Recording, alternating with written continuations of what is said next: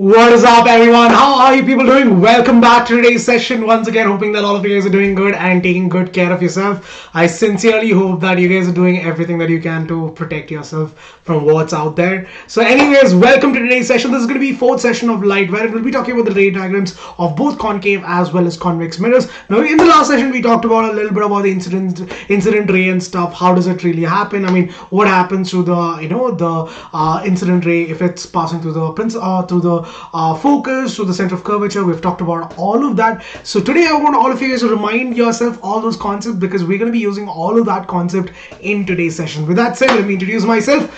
My name is Anoop. I know I'm talking a little too fast, but yes, my name is Anoop, and a very warm welcome to all of you guys out there. With that said, guys, let us get started with today's session, where we'll be talking about the ray diagram of both concave as well as the convex mirror. Now, before we get started, guys, you know the drill. We'll start off the session also with a riddle, with a quote, and the quote for today is this: success doesn't come from what you do occasionally. Success comes from what you do consistently. No matter what is your goal, you have to be consistent at it, and there's no other shortcut to it. There's only one thing: you have to work hard, you have to be consistent, you have to put in the time and effort. It's not going to fall onto your lap if you just do it once, twice in a year or once, twice in a week. You have to consistently put your efforts 365 days to become successful in that field.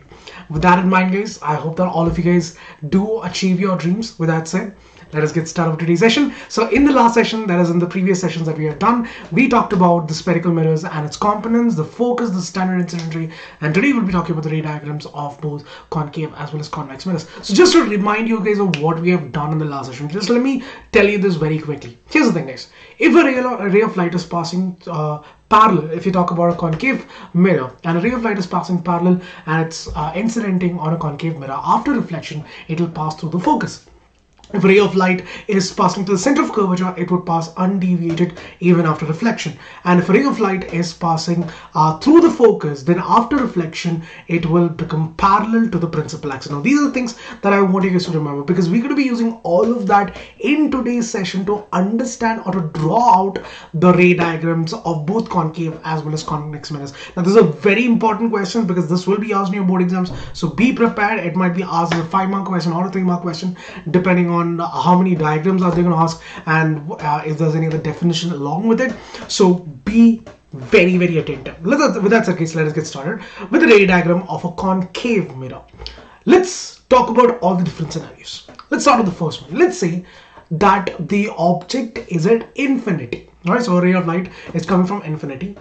After it hits, or after reflection, in this case, the ray of light after reflection, I'll just use a different color to represent the reflected ray. So after reflection, the ray of light would pass through the focus. Here also, after reflection, it would pass through the focus. So basically, the image is formed at the focus. How did I know this? I told you this, guys. Like I told you, a ray of light which is parallel to the principal axis after reflection would pass through the focus, and this is no exception. So the image is going to be formed at the focus. Now, what are the characteristics of this image? The image, if you look at it, is going to be diminished. It's not going to be the same size, or it's not going to be enlarged. It's going to be a diminished image, but it's a real image because the rays of light are actually meeting. And thirdly, the image is going to be inverted as well. So what are the three characteristics? One is that it's diminished. Second, it's that it's inverted. Thirdly, it's a real image. So these are the different characteristics. Now I'll be showing this separately towards the end. For now, let me just write it. It's real, it's inverted, and it's also going to be diminished as well, right? I hope I'm right, spelling it right. Diminished. All right, I hope I'm spelling it right. I don't think I'm spelling it right, but yeah, you get the point. My spellings are bad. So yeah, so that is the answer for this. That is the ray diagram for the first one, guys. I hope you understood this. Moving on to the second one. Let's say that the image, the object this time is between the center of curvature and infinity. If that is the case, then where is the image going to be formed? So let's try to draw it out. All right. So one ray of light. Let me just show the incident ray with red color and the reflected ray with okay. So one ray of light will go and hit over here, and one ray of light will pass through the center of curvature. So that's how it's going to be. So how or where is the image going to be formed. So what happens after reflection? This ray of light would come and pass through the focus, and this ray of light, because I told you if it's passing through the center of curvature, then it passes undeviated. So basically this is what is going to happen. It'll pass and it'll go back in the same direction. Over here this is what is going to the direction going to be like. And if you look at the image, both the rays of light are meeting at a point between your center of curvature as well as the focus of the mirror. So the image is going to be formed. If the object is between infinity or beyond C, you can say that it's beyond C, beyond center of curvature, or between C and infinity, then the image is going to be formed between the center of curvature and the focus. And again guys, if you look at the characteristics, if you look at this is the size of the image, this is the size of the object, sorry, this is the size of the object, and this is the size of the image. So the image is going to be diminished for sure. It's going to be diminished, okay, and it's going to be inverted again. It's going to be inverted, and it's also a real image because the rays of light are actually meeting. So these are the characteristics. Very, very simple. That's how it's going to be looking like. All right, moving on to the third one. Third situation where the object is at the center of curvature. In this case, where is the image going to be formed? So let's talk about it. Once again, a ray of light would pass, through the focus. One ray of light is passing parallel to the principal axis. One more ray of light, in this case, will pass through the focus. All right. So what will happen? I've told you this. If the ray of light is parallel to the principal axis, then it's going to pass through the focus. So one ray of light will pass through the focus and go somewhere over here, and one more ray of light after, because that ray of light is passing passing through the focus. I told you that if it's passing through the focus, then after reflection it'll become parallel to the principal axis. So one more ray of light would basically come like this. And where is the image formed? The image is formed at C itself. So if the object is at center of curvature, the image is also going to be formed at the center of curvature itself. So what are the characteristics? Think about it guys. It's of the same size. If you look at the size, it's going to be the same size. So the image size is going to be of the same size. And what about the other characteristics? It's inverted. Again, it's going to be inverted image, and it's a real image because the rays of light are actually meeting, and this image can be caught on a screen as well. So that's how it's going to look like guys. So once again, let me just remind you this. I'm using to represent the incident ray, I'm representing in red color, and the reflected ray I'm showing it in green, so that I don't have to, if you want me to show the arrow mark, this is how the rays of light would look like. So yeah, that's simple as that. Alright guys, so this is the answer for this question, or this is how the ray of light would, or the ray diagram would look like for an object which is exactly at the center of curvature. Moving on to the fourth condition, where the object is between the center of curvature and the focus. Now in this case, where is the image going to be formed? So let's draw the ray diagrams. Everyone do it with me, people. I want everyone to draw this out and try it out with me. So one ray of light will go and incident parallel to the principal axis. One more ray of light this time would basically incident over here, which would mean that it would pass through the center of curvature. So let me just show that with a different color. So one ray of light after reflection, which is parallel to the principal axis, would pass through the focus. So that's one ray of light. Another ray of light, because it's passing through the center of curvature, it passes undeviated. So here also there's no exception. It'll pass through the center of curvature this way. My diagrams are a little bad. I am very, very bad at diagrams, guys. So there's no wonder on that. All right. So anyways, so you see this, the ray of light would pass through the center of curvature and would basically meet at a point, basically it'll meet at a point beyond or between. If I extend it, my diagrams is a little off. That's why it's not meeting, a little closer. That's why the diagram looks a little big. But then, if you look at it, the image is going to be formed between what?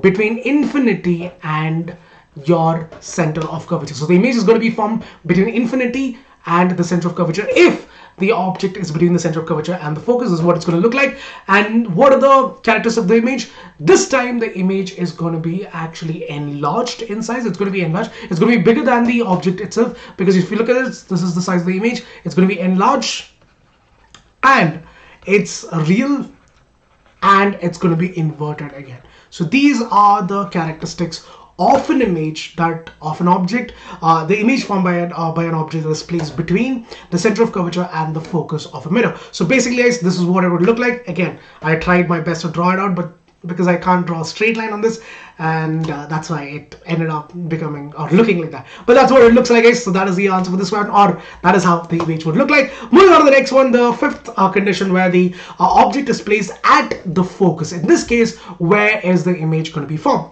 So one ray of light after reflection, it'll pass parallel. Okay, let me just show that with a different color. Let me just erase that. Okay, so let me just start off with red color. So you see this one ray of light would be parallel to the principal axis. One more ray of light would pass through the center of curvature, undeviated. So that's the center of curvature. So what would happen after reflection? Let's take a look at this one. One ray of light after reflection would pass through this focus. So it'll pass like this. And one more ray of light would pass through the center of curvature. So that's okay. That's very bad. Okay, one second, guys. One second. Let me just try to draw it straight. I wish I could draw, we had an option to draw straight lines over here. So yeah, it'll pass, and basically the image is formed. You see this, they're parallel. The rays of light are actually parallel to each other. In this case, the image is going to be formed at infinity. The image is going to be formed at infinity. And to talk about what are the characteristics of this image, the image is going to be real. We are assuming that the image is going to meet at some point, later. Like if you keep extending this light, at some point it's going to meet. So what are the characteristics of the image? The image is going to be real. It's going to be magnified again, or it's going to be enlarged. We'll write it as enlarged, not magnified. Let's write it as enlarged. The image is going to be enlarged, it's going to be real, and thirdly, it's going to be inverted as well. So enlarged and inverted. So these are the characteristics of the image formed when the object is kept exactly at the focus. So that's how it is going to be like. It's going to be parallel. So we are assuming that they're going to be at a point at infinity. So the image is formed at infinity in this situation. Alright, the next condition, where the image where the object is between the focus and the pole. In this case, where is the image going to be formed? So once again, let's draw it out. So one ray of light. Where's the color? Yes. Let me just find that out. Alright, so one ray of light would be parallel to the principal axis. One more ray of light would be like that. I mean, okay, it doesn't make sense. I mean, yeah. So the angle is a little off. One second, guys. Let me just make it right. So it's gonna be somewhere like this. Alright, so in this case, one ray of light is parallel to the principal axis. One more ray of light is passing through the center of curvature once again. So what would happen? This ray of light after reflection would basically pass through the focus, and this ray of light is going to be passing through the center of curvature. And if you look at it, the rays of light are actually going away from each other. So where is the image going to be formed? In this situation, only in this situation, in a concave mirror, the image is going to be formed behind the mirror. Why so? Because the rays of light after reflection in this situation, they are diverging away, they're going away from each other. So in this case, where will the image be formed? It will be formed behind the mirror. So what should I do? I should extend this line. If I extend these two lines, what happens? You see that the image is formed behind the mirror. Now, is this a real or a virtual image? So if I extend this principal axis, so the image is going to be that. This is the size of the image. So first of all, if you look at the image and the object, the image is definitely enlarged, right?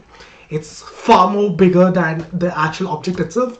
Secondly, the rays of light are not actually meeting, but we are, we're basically extending it to make it meet at a point, and that too behind the mirror. So the image is going to be a virtual image because the rays of light are not actually meeting. It only pretends to meet. It's not actually meeting. So it's a virtual image. And thirdly, the image is what? It's erect. It's not inverted. It's on the same. If the object is like this, the image is going to be like this itself. It's not going to be like this. It's going to be like this itself. So the image is going to be erect as well. Now this is the only exceptional condition when you talk about a concave mirror. Everywhere else you would either get diminished or enlarged, but you're going to get a real image and you get an inverted image. But here you'll be getting erect, virtual and an enlarged image. This is the only exceptional condition, guys. So remember this. So just to give you guys, this is what the ray diagram would look like. So just to give you guys an overall picture of what all we have done so far. If the object is at infinity, then the image is going to be formed at the focus. And what are the characteristics or the image properties? It's diminished, it's inverted, and it's real. If the object is between C, that is the center of curvature, and infinity, the image is also going to be formed between the center of curvature and the focus, and the image is going to be diminished, inverted, and real. And if the object is at the center of curvature, then the image is also going to be formed at center of curvature, same size as the image or same size as the object, and it's going to be inverted and real. If it is between center of curvature and focus, then the image is going to be formed between center of curvature and infinity. It's going to be enlarged, inverted, and real. And if the object is at focus, then the image is going to be at infinity, enlarged, inverted, and real. And if the object is between focus and the pole, in this case the object is formed beyond the pole or behind the mirror. In this case the object is going to be enlarged, but direct and virtual. So that's pretty much it about the concave mirror. I hope you guys understood everything so far, guys, because right now we're going to get into the next ray diagrams of a convex mirror. What does it look like and how do you draw each one of this out? Now, once again, guys, just to remind you guys of the convex mirror, just to remind you of what we did in the last session. So in this case, the ray of light, again, when it's after reflection in a convex mirror, it's a diverging mirror. So after reflection, the rays of light would, if it's parallel to the principal axis, then it would after reflection would actually appear to move through the focus. And in this case, when you talk about a principal, when a ray of light is passing to the center of curvature, it will appear to move through the center of curvature undeviated once again. So here is the first one. In the first case, let's say that the rays of light are parallel to the principal axis. Like I just told you, it's a diverging mirror. So what would happen after reflection? The rays of light after reflection would basically move away from the principal axis, or from the after reflection they would basically get diverged away. So this is what the ray of light would look like. And see, they're actually going away from each other. Now if you remember in your past sessions, you've seen that for an image to be formed, at least two rays of light should meet for an image to be formed. In this case, both of them are going away. It's a diverging lens, diverging mirror, so both the rays of light are going away from each other. So what do? You extend it. So when you extend it, you see that it actually appears to meet at the focus. So what is the characteristics of the image? It's virtual because the rays of light are not actually meeting. It's going to be diminished because it's going to be smaller than the size of the actual object. So diminished. Yeah. Okay, and just forgive me on the spelling, guys. I'm really not trying to get I'm not able to get the spelling right. Anyways, diminished. I hope it's right. Okay, diminished, and also what is the other characteristic? It's going to be erect as well. All right, it's going to be erect. This is an easy way to remember this. Always remember this, guys. In a real image, you're always going to get inverted image, and if the image is virtual, then you're going to always get it as erect. So here also it's going to be virtual, diminished, and erect. So that's how this is what the ray diagram would look like. In this case, the image would appear to meet at the focus. The second case, let's say that the image or the object is it is in front of the mirror. So if the object is in front of the mirror, in this case, where is the image going to be formed? So one ray of light is passing. It'll after reflection it'll pass. It's parallel to the principal axis. After reflection it'll pass through the focus. So one ray of light would appear to move through the focus. Awesome. Okay, and one more ray of light would pass through the center of curvature. So center of curvature, what does it look like? So let me just extend it. So let me just extend this line. Okay, it'll just basically like this, right? It'll be almost like this. So in this case, if you look at the image, where's the image? Both the rays of light are actually intersecting at a point between the pole and the focus. So in a convex mirror, guys, you're always going to get an image that is if the object is placed in front of the mirror, then if it's not at infinity and if it is placed, sorry guys, so if it is not placed at infinity and if it's placed in front of the mirror, then in this case the image is always going to be formed between the pole of the mirror and the focus. Now you know that it's a convex mirror, so the focus is going to be behind basically in this case the object is going to be on the left hand side, and the focus and the center of curvature would be on the right hand side. So that's what it would look like, guys. So if you have to look at the actual diagram, this is what it looks like. So one ray of light after reflection would pass through the center of curvature undeviated, so that's what it's going to look like. And there's another ray of light after reflection which passes through the focus, so the image is going to be formed between the pole as well as the focus. Now to talk about what are the key characteristics of the image formed. If you look at the size of the image, this is the size of the object, this is the size of the image. It's far more smaller, so it's going to be diminished again. It's going to be diminished. And the second characteristic is that it's going to be erect, because it's if this is the object, the image is also going to be like this itself. It's not going to be inverted, so the object is erect. And it's a virtual image because the rays of light are not actually meeting, they're only appearing to meet, so it's a virtual image. As simple as that. So just to give you an overall idea, you can take a photo of it if you want to. Pause the screen, take a screenshot of the previous one as well, go back to that and watch that one as well, and this one. This will give you a complete picture of what all you have to remember. And again, guys, this is a very important question. This would definitely be a part of your board exam, so make sure that you give your best at it.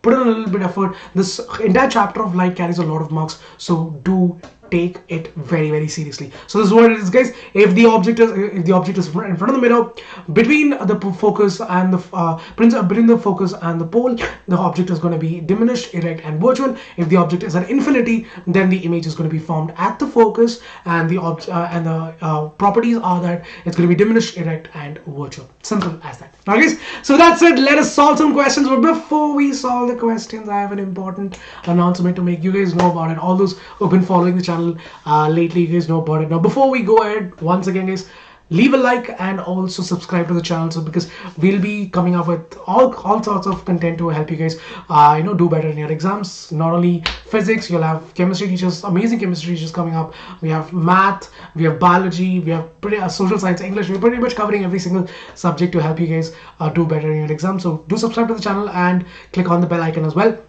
With that said, let's talk about something that is very, very important. Now, here's the thing, guys.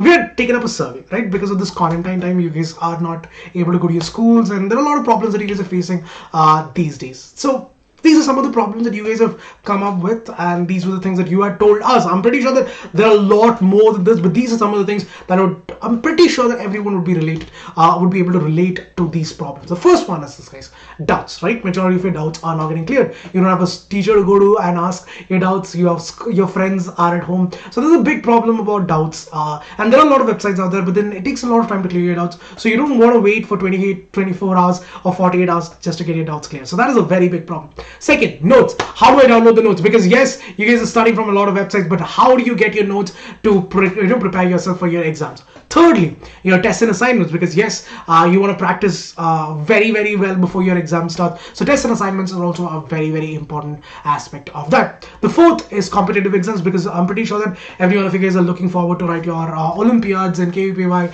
and NTSE exams and all that. You want to ace that exams. So how do you prepare yourself for that? And the fifth problem is choice of your own schedule, because yes, it's a very important and a very big problem as well, because like whenever we feel like studying, there's no class going on. Whenever the class is going on, you don't feel like studying. So this is a big conflict of choice of your own schedule as well. And finally, choice of your own language, because yes, that's also a very big problem. That how do you study in a language that you're comfortable with? So here's the thing, guys. I'm very, very proud to say this, that at Vedantu we have solved all of these problems in one shot. In your class, in your online classes, you will not just have one teacher, you will have two teachers. You will have the master teacher to help you clear your conceptual doubts and to make you understand the concept. Together with that, you will also have the class teacher to help you clear your doubts. So you get personalized attention, making sure that your doubts are cleared inside the class and making sure that you're walking away with the best of the best understanding of that particular concept. Secondly, you can download the notes as well as the recordings of each and every session. So if in case you miss out a class, or if you want to write down anything that is written on the board, you can always download it at any point of time.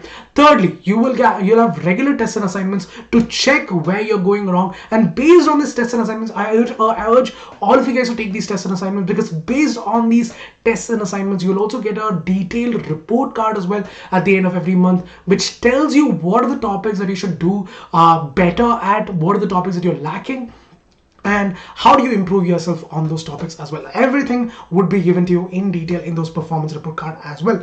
You'll be trained for your competitive exams, whatever competitive exams you're planning to take up, NTSEs and NSEs. Sorry for that. Yeah, I was about to sneeze. Yeah, but yeah, all these competitive exams are also something that you'll be prepared for, and you can choose your own schedule because live classes are going on 24/7. Whenever you feel like studying, you can choose that time and study for yourself. And finally, you can choose your own language. Now, here's the thing, guys: we are offering classes in both English as well as in Hindi. For now, that's how that's how it is. Maybe in the future we might add regional languages. You know that India is a language. India is a country of so many different languages. So we might not be able to cover all the different languages, but I'm pretty sure that you would either understand English or Hindi. That is something that I'm pretty sure that you would understand. So your classes, whichever language you prefer to study in, you can study in that language as well. So what you have to do is this, guys. Okay, but it's not over yet, by the way. You also have unlimited live classes. You can attend how many live classes you want. All micro courses and crash courses. You get a detailed performance report card and personalized attention as well. So once again, what you have to do is click on the link that is given in the description below. The link would be given in the description. What you have to do is click on that description. What happens is that when you click on the description, this is what you're going to get. You're going to get a website that would basically look like this. So what you have to do is select the grade that you're in. So we have choices from 1 to 12th grade. Let's say that you are in 10th grade. Once you click on that, they'll ask you which board do you belong to, CBSE, ICSE or Maharashtra. These are the boards that we are covering at the moment. In the future, we might be adding IGCSE and all ISC and all that as well. For now, let's say that you are in CBSE. Once you click on CBSE, this is what you're going to get. The entire detail of whatever I just told you, everything in one glance. You can pause the video and read it if you want to. So what you have to do is click on get subscription. Once you click on get subscription, this is what you're going to get: 1, 3 and 6 months. Let me just tell you this very, very quickly. Let's say that you want to try for the next 30 days. Give it a shot, see how it goes. So let's say that you want to try for the next 30 days. All right. So the next 30 days, the price is 4,000 rupees. Sounds a lot. It is actually a lot. But no worries. Do not worry. You're getting a primary discount on that. You'll be actually paying 2,699 rupees. So that's almost about 1,700 rupees discount on that. If you want to save more money, which I'm pretty sure that you would do, enter a coupon code AM Pro. So click on this coupon code. I have a coupon code. Enter the coupon code AM Pro. You get additional 500 rupees discount, and essentially you'll be paying around 2,294 rupees. So that's for the first month. Let's say you want to go for the 3-month course. For the 3-month course, the base price is around 10,000 rupees. Sounds like a lot, but don't worry, guys. You'll get a primary discount on that. You'll be paying around 6,999 rupees. On top of that, if you want an additional discount, click on enter your coupon code, enter the coupon code AM Pro. You get an additional 1,049 rupees discount, and what you're going to be paying for the next 3 months is 5,949 rupees. It sounds a lot, but yes, guys, you're going to be definitely surprised by what you can achieve in that 5,000 rupees. I'm pretty sure that many of you guys spend 5,000 rupees just like that. So this is something that you could definitely put in so that you can improve your score in your school as well. Let's say that you want to go for the 6-month course. The 6-month course, the base price is 16,000 rupees, but don't worry, guys. You'll get a primary discount on that, and you'll be paying around 11,499 rupees. But if you want to discount on top of that, which I'm pretty sure that you would do, enter the coupon code AM Pro. You get additional 1,700 rupees discount, and what you'll be paying for the next 6 months is 9,774 rupees. So that's pretty much it, guys. Now I know that the cost appears to be a lot, but then think about it, guys. You get to study from the best of the best teachers, and you get to experience what are the new things that is out there, because you'll be not just learning boring two-dimensional way. You'll also be doing a lot of experiments online. So it's a very good experience. Try it out. I'm pretty sure you'll love it. So once again, what you have to do is click on the description that is given in the link, and do not forget the coupon code AM Pro as well, just to avail that extra discount that if you want to. With that said, guys, let us now get back into the question and answers. Now I want all of you guys to let me know what are the questions of answers of each and every question in the comment box, in the comment below, and also let me know how you guys enjoying the sessions. Is there any other advice that you would like to give me? Definitely put it down in the comment section as well, so that I'll also get an idea of what do you guys want and what I can do to achieve that as well. So here's the first question, guys. Let me know what is the answer for this one. When the object is placed at the focus in a concave mirror, the image will be real and erect, virtual and erect, real and inverted, or virtual and inverted. And if it's a concave mirror and the object is placed at F, what is the image going to be like? It's very simple, guys. The image is going to be real. That's one thing that is for sure. and the image is going to be inverted, because I told you a real image is always going to be inverted. So the option number C would be the right fit for this answer. So it'll be real and inverted when the object is kept at the focus in a concave mirror. Second question: in which case does the concave mirror form a virtual image? When the object is placed at the center of curvature, when the object is placed at the focus, when the object is placed between the focus and the pole, or when the object is placed between the center of curvature and the focus. Which of these do you think where are you going to get a virtual image? I told you there's one such situation where you get a virtual image in a concave mirror, and the answer to this question, guys, is going to be once again option number C. When the object is placed between the pole and the focus, that's when you're going to get a virtual image, because the object is going to be, or the image is going to be formed beyond the mirror. It's appearing to meet, and it's going to be virtual, it's going to be enlarged, and it's also going to be erect as well. So the option number C would once again be the right option for this question. I hope you guys are able to keep up with me, guys. Again, I want you to let me know what is the answer in the comment section below. Do not just expect me to give the answer that makes your life a whole lot easier. Don't do that. Make sure that you put it down in the comment section below. Moving on to the third question, guys. Here's another one. What are the properties of an image if an object is kept at 15 centimeters in front of a convex mirror of radius 20 centimeters? If the radius of curvature is 20 centimeters and the object distance is 15 centimeter, what are the properties of the image going to be like? Is it going to be real, enlarged, inverted? Is it going to be virtual, enlarged, and erect? Is it going to be real, diminished, and inverted, or virtual, diminished, and erect? What do you think would be the answer, guys? Now, remember, in a convex mirror, when the object is placed at infinity, then the image is going to be formed at the focus. And if the object is placed in front of the mirror at any distance, in this case it's lesser than the radius of curvature, in this case what is the image going to be like? Now, I told you this very, very clearly, guys. In a convex mirror, the image is always going to be virtual, it's going to be diminished, and it's going to be erect as well. So which option do you think would be the right answer? It would be option number D. Virtual, diminished, and erect would be the properties of the image when the object is kept 15 centimeters from that of the pole. As simple as that. Here's the next one, guys.